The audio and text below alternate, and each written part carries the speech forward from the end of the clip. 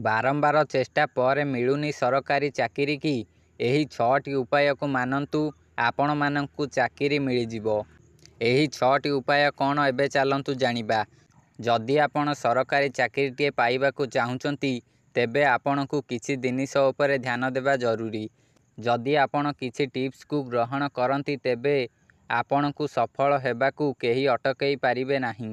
ତେବେ ଏହି ଟିପ୍ସ ଗୁଡ଼ିକ କ'ଣ ଏବେ ଜାଣିବା। ଏହା ପୂର୍ବରୁ ଆପଣମାନେ ଭିଡ଼ିଓକୁ ଗୋଟେ ଲାଇକ୍ କରି ଚ୍ୟାନେଲକୁ ସବସ୍କ୍ରାଇବ୍ କରନ୍ତୁ। ଏବେ ଚାଲନ୍ତୁ ଜାଣିବା ଆଉ ଡେରି ନକରି। ଭାରତର ପ୍ରତ୍ୟେକ ଯୁବକଙ୍କ ଭିତରେ ସରକାରୀ ଚାକିରିଟିଏ ପାଇବାର ଇଚ୍ଛା ଥାଏ।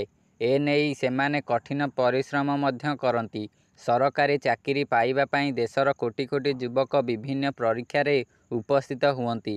ଅନେକଙ୍କ କ୍ଷେତ୍ରରେ ଏହା ଦେଖିବାକୁ ମିଳେ ଯେ ସେମାନେ ସରକାରୀ ଚାକିରି ଇଚ୍ଛାରେ ନିଜର ସମସ୍ତ ଯୌବନକୁ ବଳିଦାନ ଦିଅନ୍ତି, ତଥାପି ସରକାରୀ ଚାକିରିଟିଏ ମିଳେ ନାହିଁ।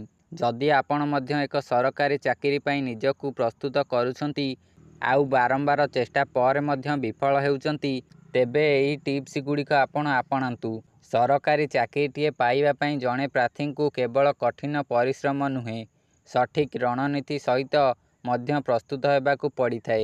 ଏବେ ଚାଲନ୍ତୁ ଜାଣିବା ଆପଣମାନେ କିପରି ପ୍ରସ୍ତୁତି କରିବେ। ପ୍ରଥମେ ଦେଖନ୍ତୁ, ଆପଣମାନେ ପରୀକ୍ଷା ପାଟର୍ନ ଓ ସିଲାବସ୍ ଜାଣିବେ।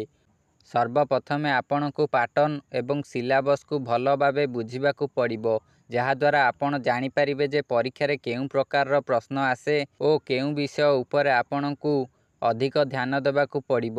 ଏହାପରେ ସମୟ ପରିଚାଳନା। ଆପଣ ପରୀକ୍ଷା ପାଇଁ ପ୍ରସ୍ତୁତ ହେବା ପାଇଁ ଆପଣଙ୍କର ସମୟକୁ ସଠିକ୍ ଭାବରେ ପରିଚାଳନା କରିବାକୁ ପଡ଼ିବ। ଆପଣଙ୍କର କାର୍ଯ୍ୟସୂଚୀରେ ଅଧ୍ୟୟନ ପାଇଁ ପର୍ଯ୍ୟାୟ ସମୟ ବାହାର କରିବାକୁ ପଡ଼ିବ। ଏହାପରେ ରହିଛି 3 ନମ୍ବର ଟିପ୍ସଟି ହେଉଛି ପୂର୍ବ ବର୍ଷର ପ୍ରଶ୍ନପତ୍ର ଗୁଡ଼ିକ ସମାଧାନ। ପ୍ରସ୍ତୁତି ପାଇଁ ଆପଣଙ୍କୁ ପୂର୍ବ ବର୍ଷର ପ୍ରଶ୍ନପତ୍ରଗୁଡ଼ିକୁ ସମାଧାନ କରିବାକୁ ହେବ।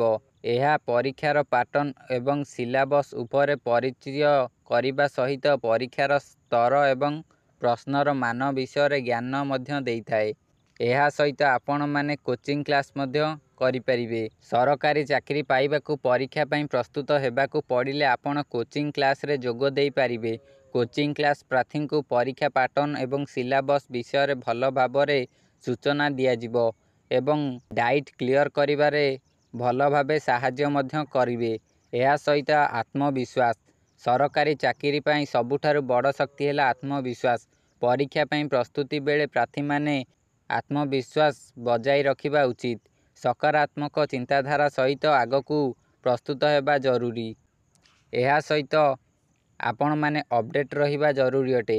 ଏକ ସରକାରୀ ଚାକିରି ପାଇଁ ଆବେଦନ କରିବା ପୂର୍ବରୁ ଆପଣଙ୍କୁ ସର୍ବଶେଷ ବିଜ୍ଞପ୍ତି, ଖାଲି ପଦବୀ, ପରୀକ୍ଷା ତାରିଖ ଏବଂ ଅନ୍ୟାନ୍ୟ ଗୁରୁତ୍ୱପୂର୍ଣ୍ଣ ସୂଚନା ବିଷୟରେ ଅପଡେଟ୍ ରହିବାକୁ ପଡ଼ିବ।